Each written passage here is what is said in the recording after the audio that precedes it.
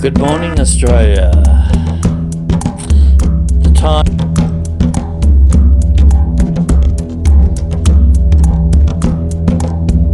Good morning, Australia.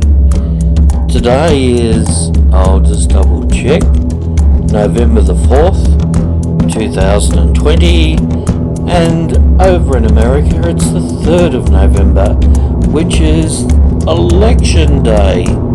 Whoopee, we've got Donald Trump and we've got Joe Biden. Donald Trump, the Republicans, and Joe Biden, the Democrats. Who do you think will win?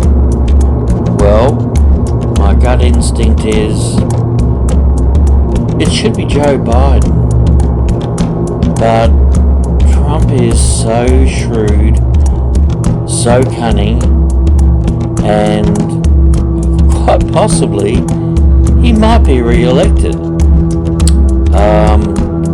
He comes with a lot of character flaws, but we all do to a certain extent. The thing is, he's a great leader. Look, he's resilient, he's mentally tough. He's a warrior. I mean, he's had COVID-19 and he got over it in a few days. Simply amazing. I know he received the best medical treatment available. Nevertheless, he's a tough old bugger, and you need that to be Commander-in-Chief. Whereas Joe Biden, well, you know, he's only a few years older than Trump. He's 78, but he's a lot older than that. And the thing is, he's been a career politician. Come on, let's get real. He's as corrupt as they come. The Biden family, with their corrupt business dealings in China, Ukraine, Russia, Luxembourg, Romania, and other countries. His son Hunter Biden,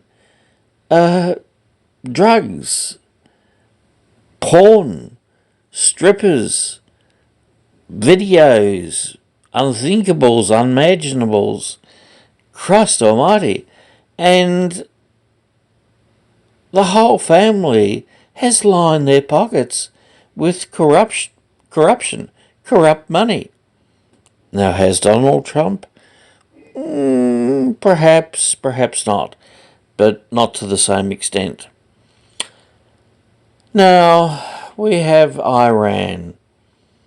Now, I can't say on tape, but I would like to do with Iran.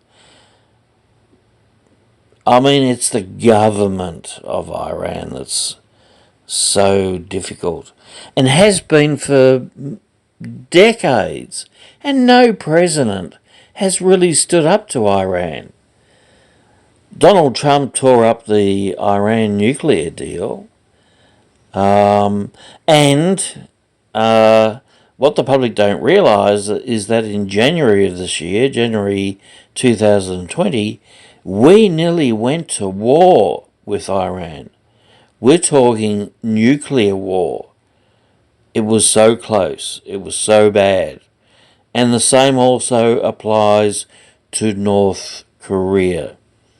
So at this point in time, there's a lack of unification in the globe, in the world.